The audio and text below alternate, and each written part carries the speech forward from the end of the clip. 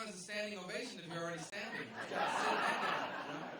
I'm honored to be here. Thank you very much. I appreciate it. Thank you, Jack, for that introduction. Thank you for coming. It's a lunchtime event. I don't see any food, and I know, but I am grateful to you. Thank you so much for being here today. Actually, it's a great week to be on the message I want to deliver you today, because this is the week of Thanksgiving, and on Thursday of this week, it's a very unique American holiday, where this nation, founded on spiritual principles, we forget that. People think America was founded on political principles. It wasn't. It was founded on a profound. Do you hear that feedback? Did they turn down the? It was founded on profound spiritual principles. The idea that every human being had certain rights, chiefly life and liberty, and to pursue happiness, and that the source of those rights was not the government. The source of those rights is not the Constitution. The source of those rights is God, our Creator. And so we are grateful. And so you have this nation that made a decision. We are going to dedicate one day out of the year. We should be thankful every day, but we're going to dedicate one day out of the year as a nation to be thankful for our blessings. And as Americans, we have been extraordinarily blessed. We've been blessed as a nation and as a people with a republic that allows us to choose our leaders. That's what we're here to talk about today. We've been blessed with incredible political freedoms, but we've also been blessed with incredible economic freedoms. You know that in the history of the world, almost everyone that's ever lived in a society that told them that they could only be whatever their parents were. So if some of you were born in another country, perhaps you know this. If you were born and raised here your entire life, sometimes I know I have taken it for granted. The idea that we are born in a nation where you can go as far as your talent and your work will take us, that's exceptional. Imagine for a moment, I want you to imagine for a moment living in a country where from the time you are a young child, you are being told that there are certain things you can't do. Doesn't matter how talented you are, how hard you work, how big your dreams may be, you are told, listen, don't get your hopes up. People like us don't get to do that kind of stuff. Imagine living in a place like that. Well, it's hard for you because you've never lived in a place like that if you've been born and raised here your entire life. Our entire life we've been told that we can be anything we have the ability to be. My father was a bartender, my mother was a maid. My parents, my entire life, instilled in me this belief that I could go as far as my talent and my work will take me, that it didn't matter that they weren't rich or politically connected. Now, I remember growing up, we lived in Las Vegas for a number of years. And back in the late 70s, early 80s, there was not a lot for kids to do in Las Vegas. One of the things we used to do, my parents used to take us to the nice neighborhood with the nice houses to see them at night, just to, I guess, see how the other side looked. I remember that because Liberace was one of the houses. I don't know, it's stuck in my head. Now they have even much nicer houses over there, but so my parents had a choice to make. They could teach us, you see these people with these nice houses, because they make too much money, we don't make enough. But what they instilled in us was something different. They said to us, you see these people, they own these homes because they've been successful. They've worked hard, and they achieved financial success. And then they would teach us that if that is what you want from life, financial success, professional success, however you define success, you can have it too. There's no reason why you can't. That has influenced my life, but it defines us as a country. And we should be very thankful that God has allowed us to be Americans, to be born, to be raised, and to raise our families in the most exceptional society in all of human history. And that's why this election is so important. Because that exceptionalism, that opportunity, was not automatic. It's not just something that's in the air or in the water. People had to fight for that. People had to sacrifice for that. People had to build that, maintain it, and expand it. In essence, the country you and I were raised in, the nation we live in now, the opportunities, the freedoms that we have, all of these things were earned for us by those who came before us.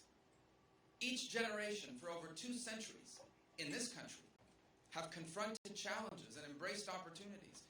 And because they did, ours is the story of a nation where each generation leaves the next better off. But now we've arrived at a moment where the question is posed to us once again. What kind of country do we want to be for the future? And today we are asked that question at a time when a growing number of Americans are starting to believe that our future looks bleak, that our nation is not going to be as great as it once was, where a majority of Americans are starting to believe the American dream is dying, and where a majority of Americans, according to the pollsters, are telling people, my kids, my grandkids, are not going to have a life or a country as good as the one that I had. And why do people feel that way? Well, they feel that way because of quite frankly, we have a real lawlessness when it comes to our government. A president that ignores the constitutionally proudly and habitually. A government that's grown so large and has ingrained itself in every aspect of our lives. An economy that no longer produces jobs that pay enough to live off. People working harder than they ever have are just struggling to make it paycheck to paycheck. Everything costs more, but their paychecks haven't kept pace. Maybe they lost their job, it was replaced by a machine, or it was sent to another country. Maybe it's the young Americans who borrowed thousands of dollars to go to college to get a degree, and now they can't find a job. The ones they can find they could have had without the degree and without the loans.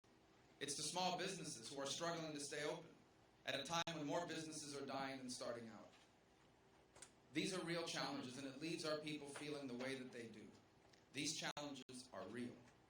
And we are on the wrong direction. The road we are on right now, if we stay on this road, it will rob us of what makes us special. We will lose what makes us special.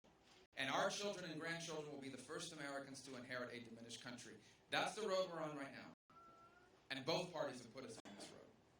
To argue that only the Democrats did it wouldn't be true. They've done most of it, and they've done a lot of it, and they want to do more. But the Republican Party participated in this. Republican leaders participated in this. You don't run up a $19 trillion debt on your own. That's a bipartisan debt. You don't go 30 years without solving any major issues, without bipartisan cooperation and not solving those issues. Our party and our top leadership in the establishment, they lack a sense of urgency about these issues, and some have just lost touch with the reality of everyday life in America. And that's why our party must turn the page and elect new leaders with new ideas. These challenges we face are real, and we need to be sober about them. But what I want to talk to you about is our opportunities. Because as tough as things are today, there is no reason why if we do what we need to do, if we are willing to do what needs to be done, not only can we turn this country around, but our children have a chance to be even freer and more prosperous than we were. And our nation has a chance to be greater than it's ever been. That's within our reach. And that's what this election has to be about. This election cannot be a choice between Republicans and Democrats alone. This election is a generational choice about our identity as a nation and as a people. And we have a chance, if we're willing to do what we need to do right now, to make this nation greater than it's ever been. That will take three things from government. The first is it will take government policies that allow our economy to compete again. You know, we have become an economy that is increasingly uncompetitive in a global economy. A global economy means we now have dozens of other countries we have to compete against. And we are making ourselves less competitive. We're making ourselves less competitive with our government policies. Look at our tax code, the highest combined corporate tax rate in the world.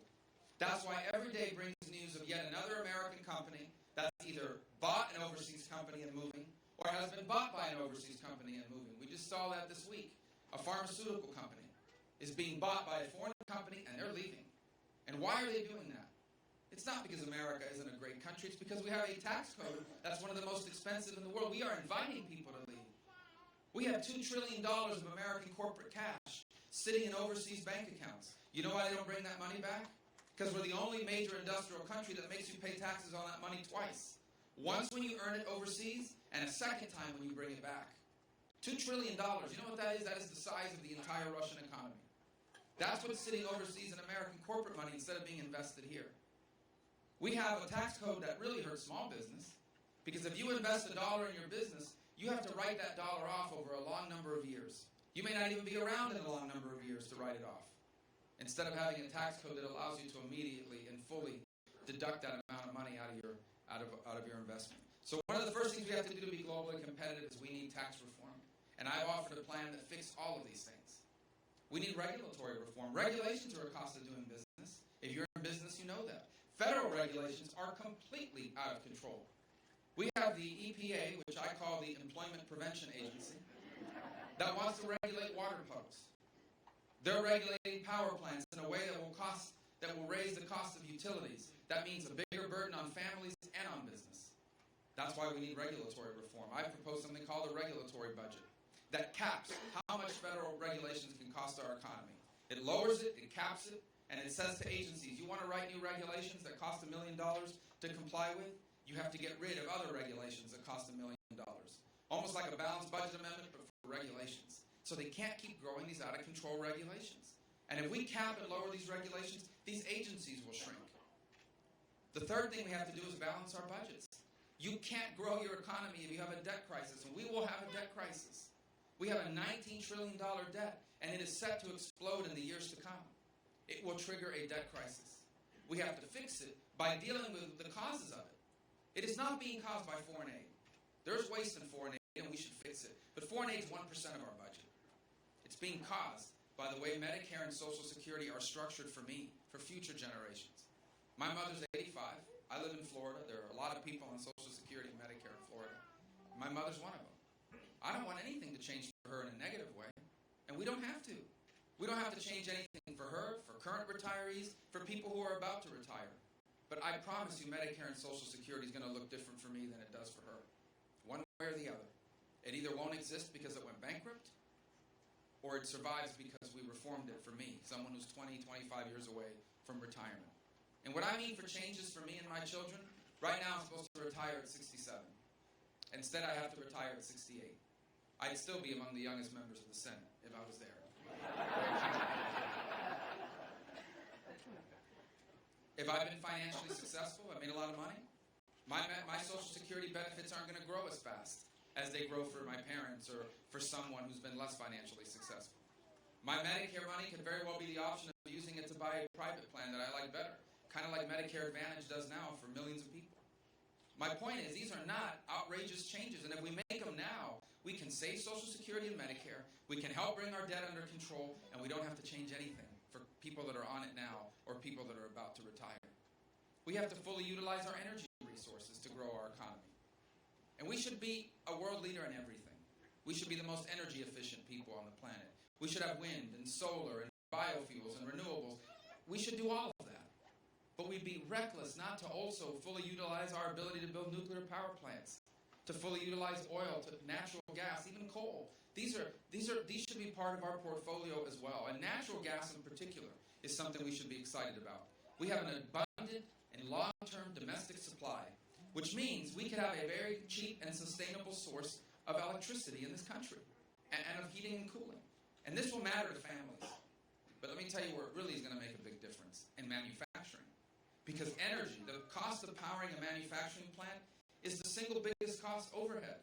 And if it is substantially lower here to power a manufacturing plant and compared to somewhere else, that more than makes up for the labor costs. It allows us to be an economy that builds things again. No one will be able to compete with us.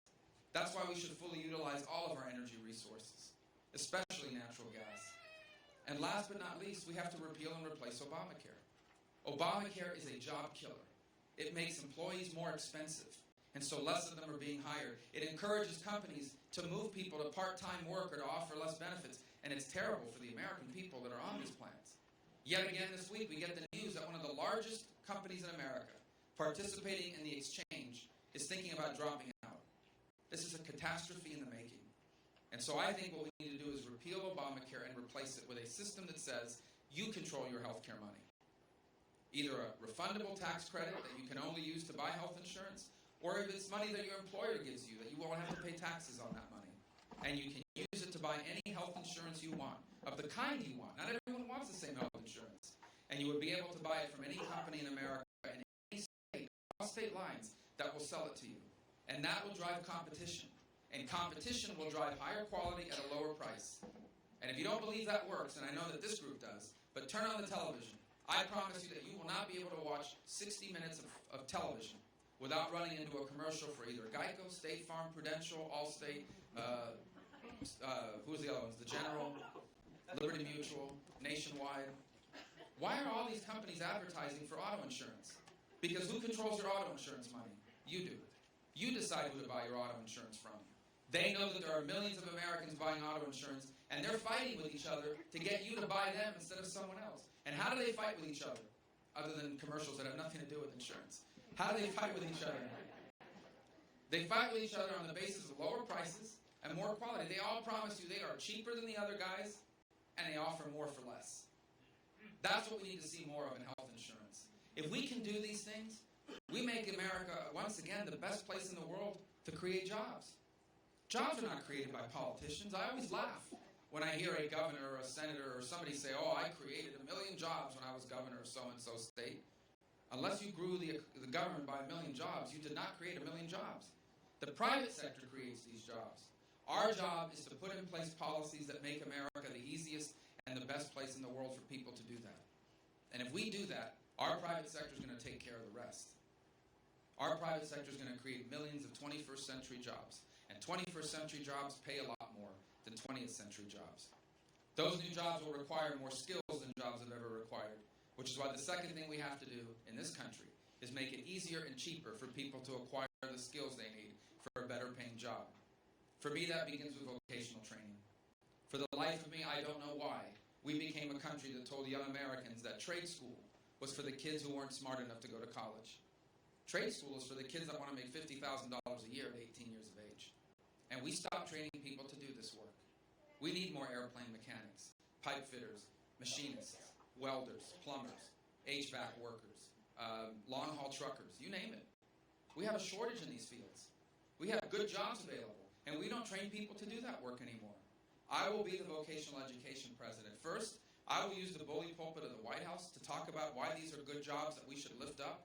And second, we're going to make it easier. We're going to open up federal financial aid to high school students, meaning they can go to high school in the morning and they can go to trade school in the afternoon using federal financial aid. And when they graduate at 18 years of age, they're not just getting a high school diploma.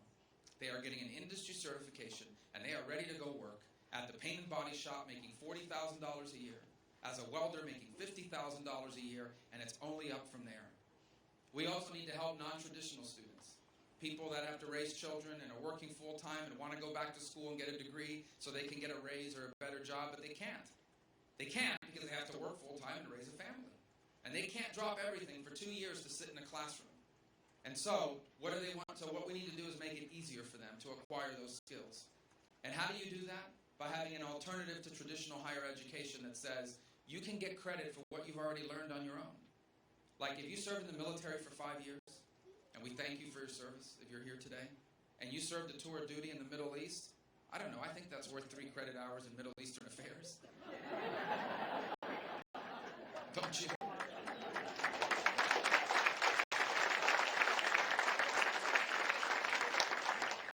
If you've been a receptionist at a law firm for 10 years, you're telling me you haven't learned anything in those 10 years you've been there? Of course you have.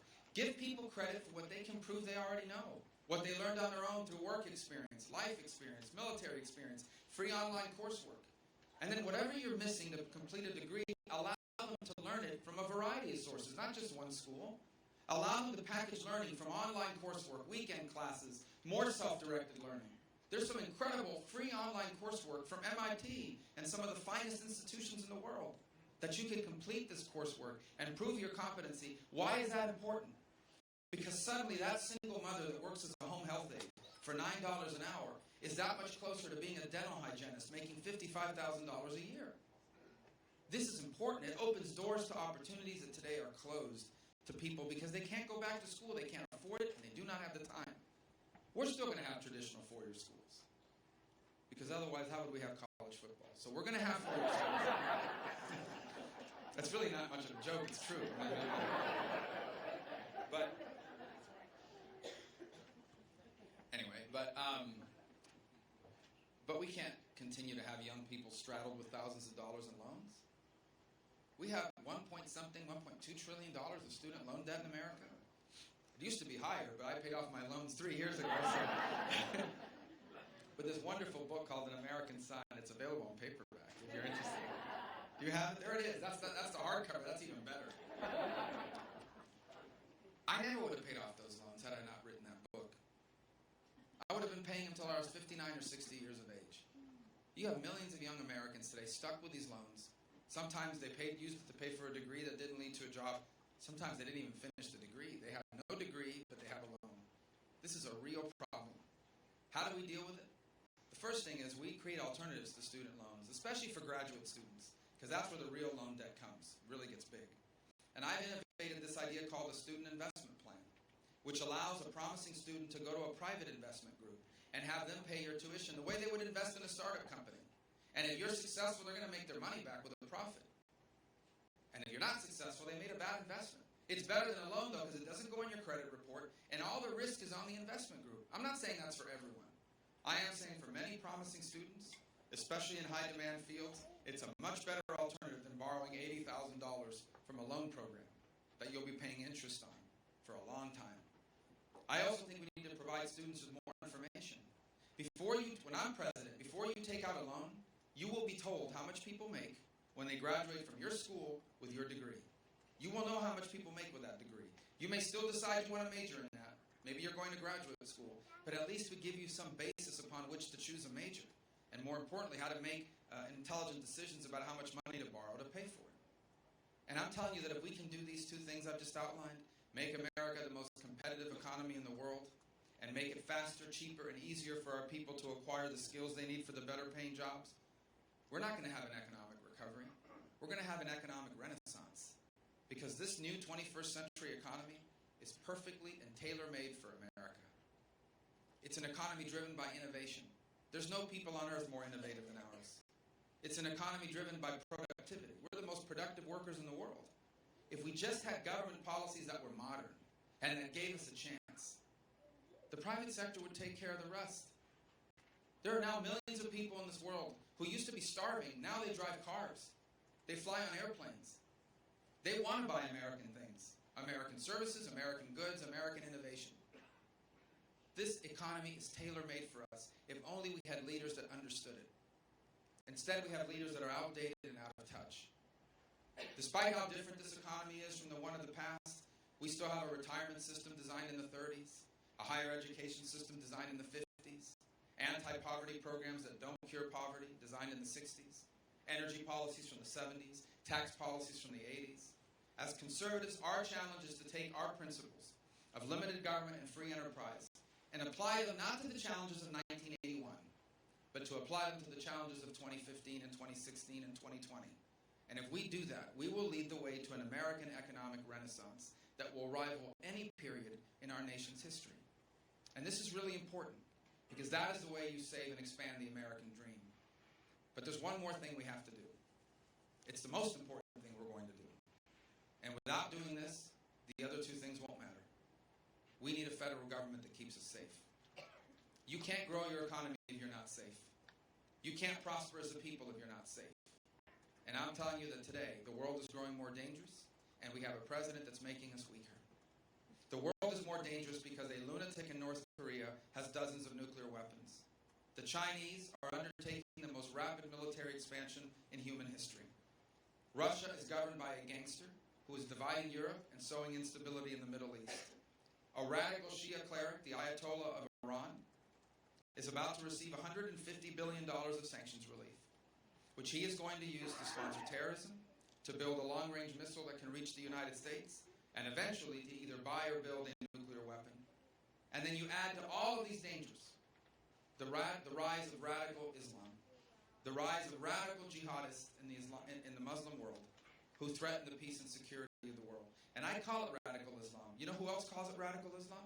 Muslims themselves. The King of Jordan calls it radical Islam. He's a direct descendant of Muhammad. The head of state in Egypt calls it radical Islam. The non-jihadist Sunnis that are suffering under the governance of these radicals call it radical Islam. That's what it is. It is a radical and perverse interpretation of their faith, and it motivates them. Not because they want to simply be happy and at peace in Syria and Iraq. They want to conquer the world. They have a publication called The Beak. Not The Beak. D-A-B-I-Q. Very professionally done. It looks like something that was produced out of New York. I don't know where you were going to find it, but I'm just telling you, and I wouldn't be a subscriber if I were you, because the people would ask questions. But they write very clearly what their goal is. They have a very apocalyptic vision of the future. They believe the entire world needs to not just be Islamic, but their interpretation of Islam. And they consider anyone who disagrees with them. If you're a Muslim and if you're a Shia Muslim, you're a heretic. If you're a Sunni Muslim that doesn't agree with their interpretation of Islam, you're a heretic. If you're a Christian, you're a heretic. If you're a Jew, you're a double heretic in their mind. And you know what they think should happen to heretics? Death. By decapitation. By crucifixion. Having your women sold into slavery. Having your little girls sold as brides. That's who we're dealing with here. These are not people that are going to turn into stockbrokers next year. They're not going to open up a chain of car washes around the world. They want to conquer the world under their interpretation of Islam, and they are willing to commit violence, and they have the capability to do so. And we have a choice. Either they win or we win. This is a real threat. Well, in the face of all of these threats, radical Islam, Iran, China, Russia, North Korea, our president is weakening our military. You know that there is waste at the Pentagon, and we need to get rid of that waste. Because every dollar of military spending that's wasted is a dollar that isn't defending you. But there isn't $1 trillion of waste. And that's how much they're going to cut over the next 10 years. And you know what that means? That means we're about to have the oldest and smallest Air Force we have ever had. That means that we're going to have the oldest and smallest Navy since 1914. That means an Army that's already too small is about to lose another 40,000 positions. The world is growing more dangerous, and we're growing militarily weaker. And then you add to that we've undermined our intelligence gathering programs. Look, if a government official is caught spying on an American illegally, they should be fired and prosecuted. That's against the law. But I promise you, if God forbid this morning or tomorrow afternoon or tomorrow there's an attack on America, the first question you are all going to have is, why didn't we know about it? And why didn't we stop it? And the answer better not be because we got rid of the program that would have found out about it. And that's where we're headed. And then you add to all this weakening a confusing foreign policy. Our allies do not trust this president. Our allies look at this president as unreliable and weak. This is a president that just spent 7 days traveling the world, and at each press conference grew incredibly animated when it came to attacking Republicans, but very somber and serene when it came to talking about the risk of radical jihadists. What kind of priority is that? Instead of spending a week talking about how we're going to defeat and attack ISIS, he spent a week attacking Republicans because we want to background check refugees before they come to America. Of course we do. We're a compassionate people. We've always accepted refugees. But you have to be able to know who they are. This is not an irrational position. It happens to be the majority position in this country. And yet he spent a week attacking us for being xenophobes, for trying to keep us safe. And so my point is, in this world that's growing so dangerous, we have been weakened through effectless foreign policy and the evisceration of our military capabilities, which is ongoing. We must reverse that. We must reverse that, and as president, I will. As president, I will rebuild our military. I will have a foreign policy of moral clarity where our allies know they can trust us and our adversaries will know not to test us. We will take care of our veterans through a VA that cares more about them than about the bureaucrats.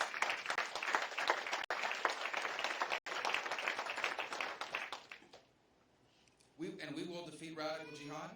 And on my first day in office, I will cancel this ridiculous and dangerous deal with Iran.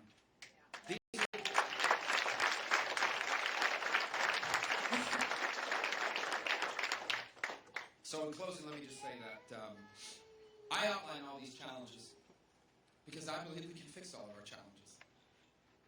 And because I know we've never been a nation that didn't have challenges. There's never been a time, because what we have here is so special, so unique, so rare. It's hard. It's hard.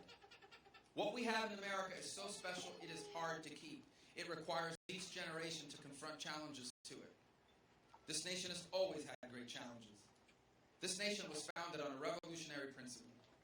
The idea that your rights come from your creator, not from the king, forced this country to declare independence from the most powerful empire in the world. That was a challenge. Not long after that, this nation found itself embroiled in a great civil war that cost the lives of thousands of Americans and almost ended the young nation. Not long after that, this nation found itself embroiled. In a great world war. Mankind had never seen such carnage. Not long after that great world war ended, this nation found itself in the middle of a Great Depression. A traumatic experience that wiped people out, wiped out towns, businesses, lives. Just as the Great Depression was ebbing, this nation found itself sucked into a Second World War, where for a time it looked like Imperial Japan and Nazi Germany were going to win. The outcome was not all that certain at the beginning, and it required the greatest generation to rise up and do their part. You would think after the Second World War, everything would go back to peace and tranquility. No. Then we found ourselves in the middle of a Cold War that lasted decades. A Cold War that threatened the very existence of life on this planet. The 1960s were a very difficult time. This nation was divided internally by political assassinations, by the Civil Rights Movement, by the Vietnam War. The 1970s saw long gas lines. We even survived disco music. These were difficult times. I try that joke every now and then to see how it goes. Not that funny in New York for whatever reason. This nation's always faced great challenges. When have we ever had it easy? Ours is not the story of a people that had it easy. Ours is the story of a people that in each generation had to confront great challenges. Because being an exceptional country in and of itself is a great challenge. And in each generation before us confronted their challenges and in the process embraced their opportunities. Now it's our turn. Now all that's being asked of us is to do what the Americans before us did. To identify and confront the challenges of our time and solve them so we can embrace our opportunities. And we're all called to this task. Every single one of us. For on this Thanksgiving week, we are all thankful for the blessings of this country and what the American dream has meant for each of us. I've always talked about this because for me, I always try to remind myself that America doesn't owe me anything. America doesn't owe me anything. I have a debt to this country I'll never repay. This isn't just the country that I was born in. It's the nation that literally changed the history of my family. When my parents arrived here in 1956, they didn't speak much English. They didn't know anyone outside of their own family. They had no formal education, no connections, and no money. How was it then that less than a decade later they owned a home? How was it that over the next 3 decades they would raise a family and retire with dignity and security? Because it was a special country, and it literally changed the history of our family. If my parents had gone virtually anywhere else when they left Cuba, I don't know what would have been of me, but I doubt I'd be running for the highest office in that country. I am blessed, and I thank God as often as I can that my parents were only 90 miles away from the greatest nation in all of human history. This was the country that changed the very history of my family. And that's not just my story, that's our story. As Americans, we are literally, every single one of us, is but a generation or two removed from a story just like that. From parents that worked 2 jobs, from grandparents that came here from somewhere else. Maybe it's you that's put aside your own dreams for your future so your children could have a life you always wanted. This is who we are. This is what makes us special. And whether or not we remain special will be determined by whether or not that's still possible. Will the men and women who work at this hotel, who serve the food at that restaurant, and will clean the rooms in this hotel tonight, will they be able to leave their children better off than themselves? Will their hard work, their sacrifices, and their perseverance, will it lead to a better life? Or will their children be stuck being whatever they are?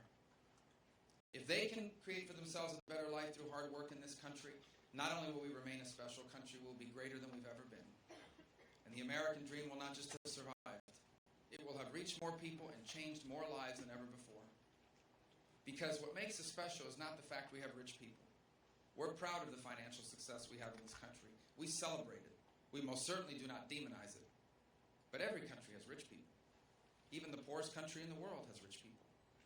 What makes us special is that here in America, there are millions of people that are not rich, but they are happy because they make enough money to own a home in a safe and stable neighborhood, because they're able to enjoy their weekends and do the things they love, because they're able to raise their family and give them a chance at a life even better than their own, and because they're able to retire with dignity and security. For the vast majority of Americans, the American dream is not about how many things you own on the day you die or how much money you make. It's about achieving the kind of life you always wanted. And that's what makes us different. And whether or not that survives will determine whether we're still special. And that is what this election should be about. And that's why I'm running for president. Because I want this to continue to be a country where parents can do for their children what your parents did for you, what you're doing for your children, and what my parents did for me. And if we do what needs to be done, if this generation does what needs to be done, then we won't just save the American dream. It will prosper and grow beyond anything it's ever done. Our children will not inherit a diminished country. Our children and grandchildren will be the freest and the most prosperous Americans that have ever lived. And the 21st century won't just be as good as the 20th century. It will be better. It will be the single greatest era in our nation's history. It will forever be known as a new American century. So thank you for having me today. I look forward to answering your questions. Thank you.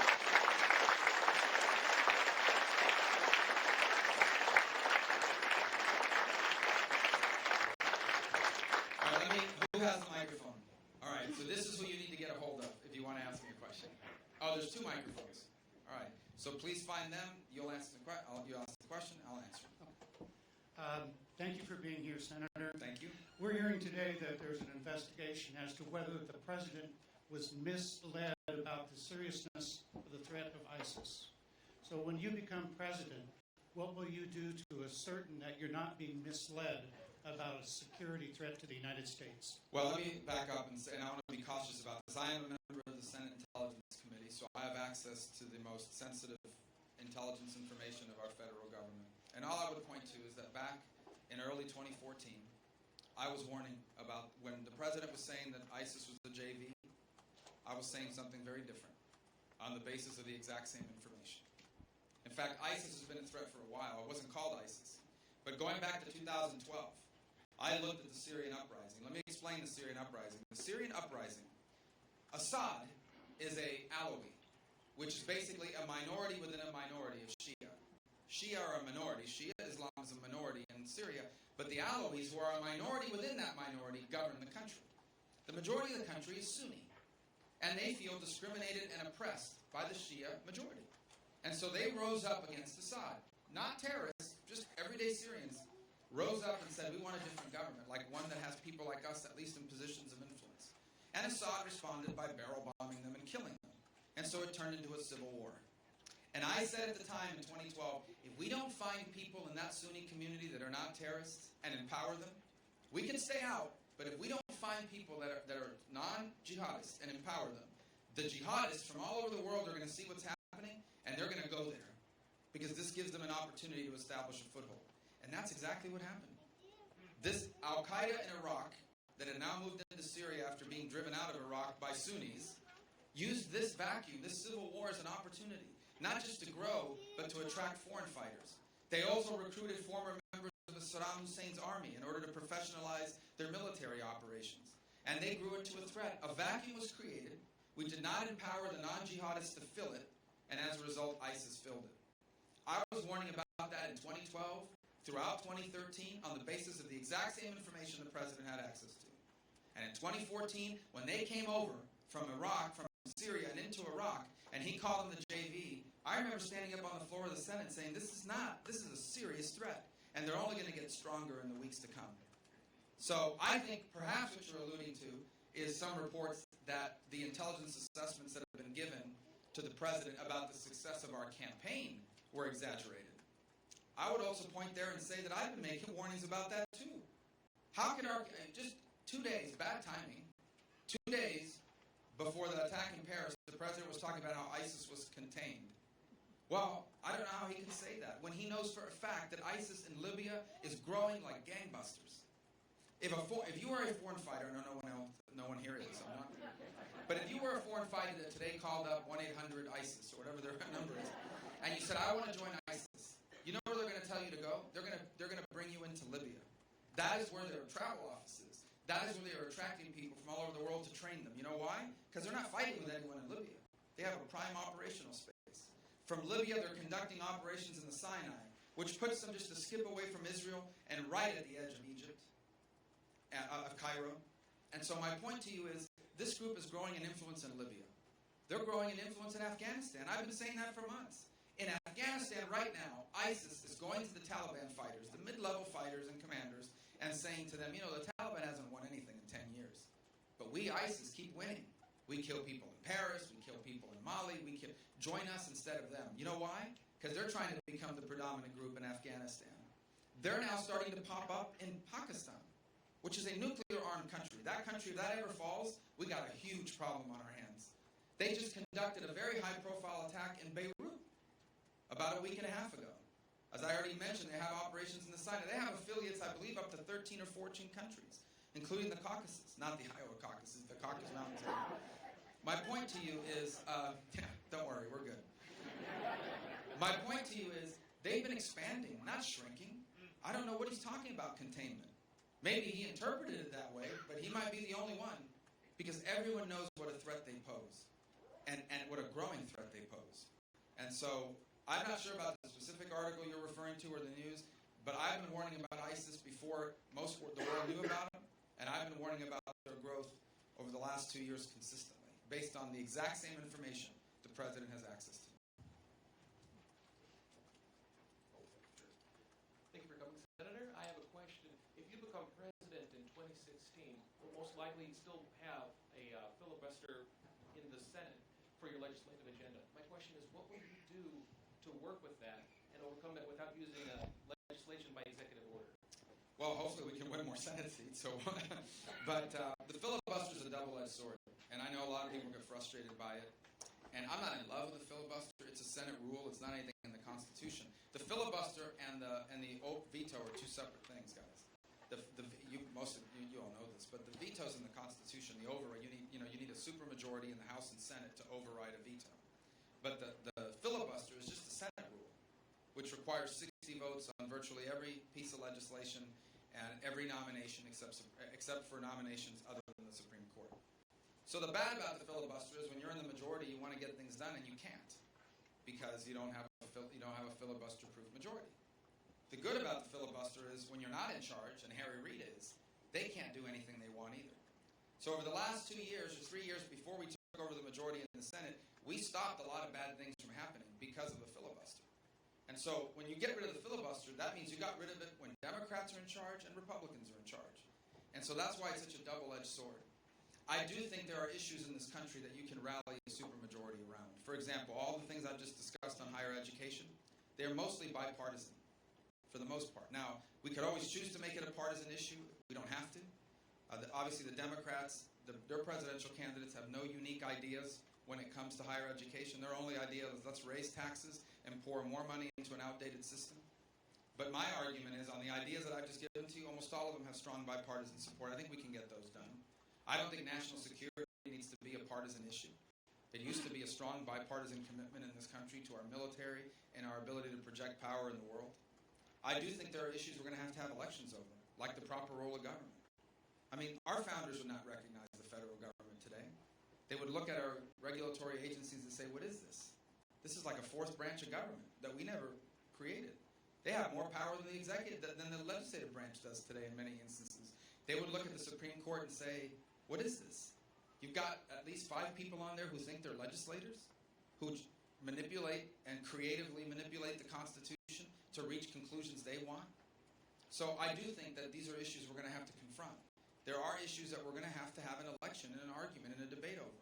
Where I think presidential leadership is unique is in the ability to go directly to the American people, lay out our challenges, communicate to them our options, and explain to them the direction you've chosen to take our country, and then hopefully rally them around the great cause. And I think that's what we've been missing for a very long time in this country. In fact, the last time a president was able to use that successfully was when Ronald Reagan in the 80s would go directly to the American people, make his case for whatever it may be, and he was able to create enough pressure on Congress to force Democrats to come his way on some of these key issues. So we need to get back to that moment where the bully pulpit of the White House is used appropriately to unite our people, not along partisan lines, but along pro-American lines that allow us to solve our problems. And so that's one of the things I hope we can do to bring our country together on many of these issues. Yes, sir.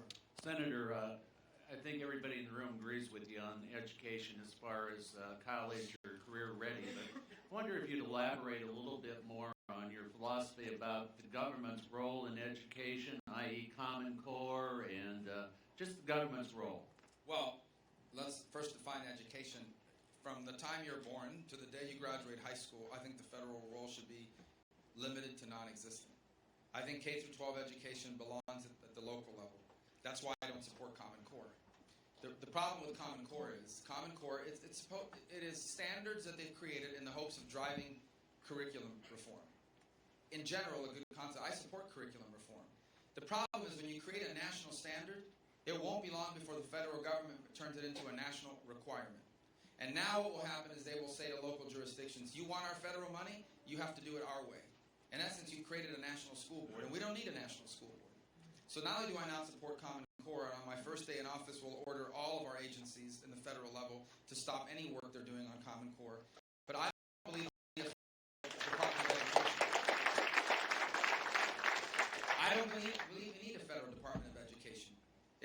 important programs in the Department of Education, like the Perkins loans and the Pell Grants, you can move those over to Treasury or some other existing agency. We don't need a federal Department of Education micromanaging K through 12 education. Why? Number one, it's not a constitutional role for the federal government. But number two, when you get local control of education, you're going to get better outcomes. It is a lot easier for parents to influence a school board, a school principal, or a state legislator than it is to influence a federal bureaucrat in Washington, D.C.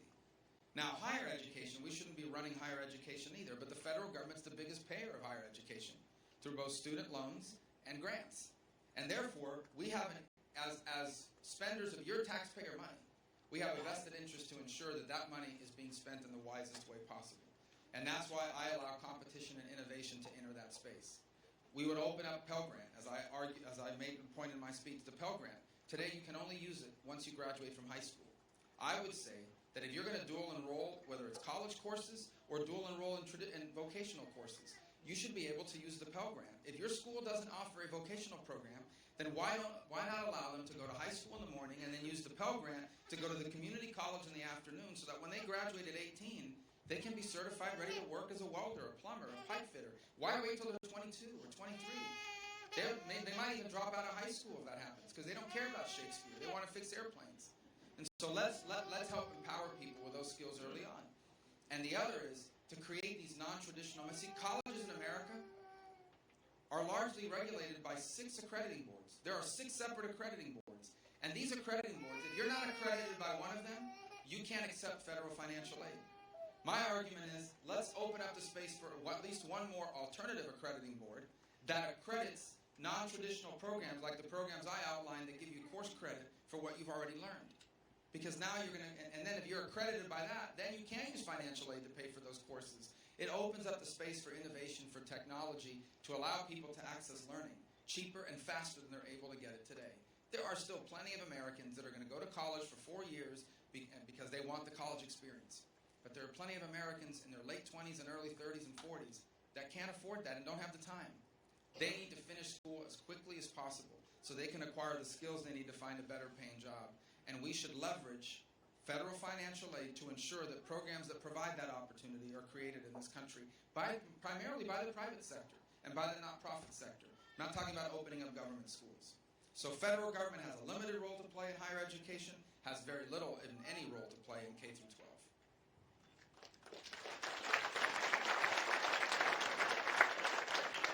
This will be our second to last question. This is also good debate prep, so I got to figure out how to do this in 60 seconds. Yes, sir. Hey, Senator, thank you for coming here. My name is Justin Schultz. I'm one of the Potawatomi County Supervisors. And on the everyday, I get to work at a Southwest Iowa Renewable Energy. So I get an luxury of representing the agricultural community. Mm-hmm. And I first just want to thank you for this morning. You made comments about supporting the RFS through 2022. And I guess I just wanted to ask you if you could elaborate on that a little bit. And also, the second little chunk there is if you could how do you feel about the subsidies that we give big oil? Well, for the subsidies on big oil, really, you're talking about is the tax treatment. And the problem with that is that my tax plan fixes all of it. Because right now, here's what we have. We have a tax code that tells a business, if you invest $10 into your business, you can get that money back. You can write it off of your taxes, but you have to depreciate it over a long-term schedule. So then politically connected businesses say, let's go to Washington, and let's get a loophole that allows us to take that money back right away. And so a lot of politically connected industries have been able to do that.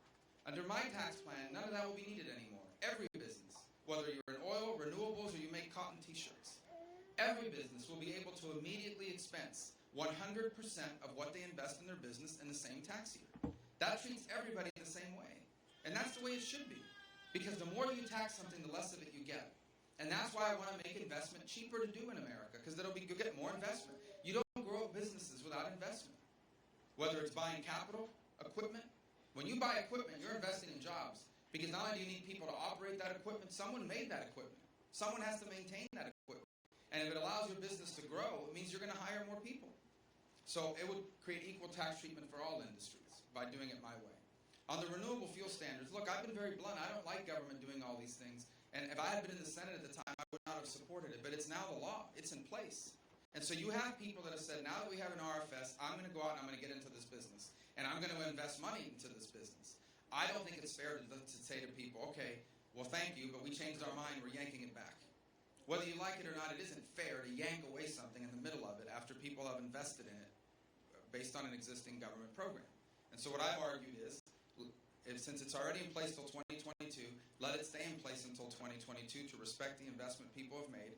And hopefully between now and then, based on both advances in that industry and also equalizing the tax treatment of all industries, these industries will be self-sustaining and be able to stand up on their own in an even playing field. Because I want this country to have the most diverse energy portfolio on the planet. And I believe, treated fairly, we will have that. The market will drive it and the innovator will drive it. And so, but I don't think it's fair to just yank it away in the middle of the program when people have made an investment toward it. But I do believe it and other treatments will have to end, especially once everything's been equalized, as it will be under my tax plan. We have time for one last question, Senator. Thank you for being here. Thank you. I want to say that. My question is, whenever you make big political or in general decisions, do you go to God's counsel for guidance? That's a great question. You know, I'd love to tell you, absolutely every time. I should, and I often do. I think none of us do that enough. Because the biggest, there's another day somebody asked me, I don't know, it was about 2 months ago, somebody asked me, do you ever doubt your faith? And people think that your faith means you wake up in the morning and say, I wonder if there's really a God. I think we all doubt our faith every day. Let me tell you when you doubt your faith. You doubt your faith when you're confronted with a challenge or a problem, and you start to have deep anxiety about it. We are biblically ordered not to be afraid. We are biblically ordered not to be afraid. You know why? Because God is telling us that no matter what happens, it's part of my plan. I will give you the strength to endure it whether you like it or not. And so every time we fear, every time we're anxious about something, what we're basically saying is, I know that God is very powerful, but this problem is so big that not even God can solve it. It's going to have to be up to me to solve it. And so I think your question is embedded into that. I think we are all tempted with this belief that we're confronted with a problem, and we start to worry and be anxious about it because we start thinking to ourselves, how am I going to solve this? Because this is too big for God. And I would love to tell you that I always get that right. I don't. I think like all of us. I oftentimes worry about things, whatever it might be. You know, silly things like, my zipper broke on my pants the other day. I was really upset. I was like, oh, how am I going to speak with an open zipper? And so I started worrying about these things. And then the answer was right in front of me, like, wear the other pants instead. That's small scale. There are bigger problems we all face on a daily basis. When you're in politics, when you're running for office, you worry, oh my gosh, what's going to happen? And I think if we did take more time to do that, to stop and ask for that guidance, which you're not going to get the answer you want. That's not what we pray for. We pray for peace. And we're ordered to have peace.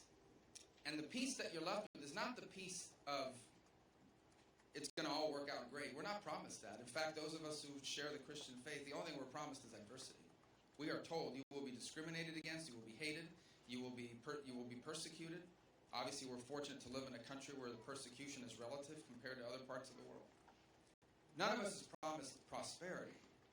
By peace, the peace that we're promised is the peace of being able to handle whatever comes our way with a spirit of happiness and joy, knowing that in all things, it comes from God and is part of His plan, which we don't fully understand. And so to answer your question, I don't always get that right.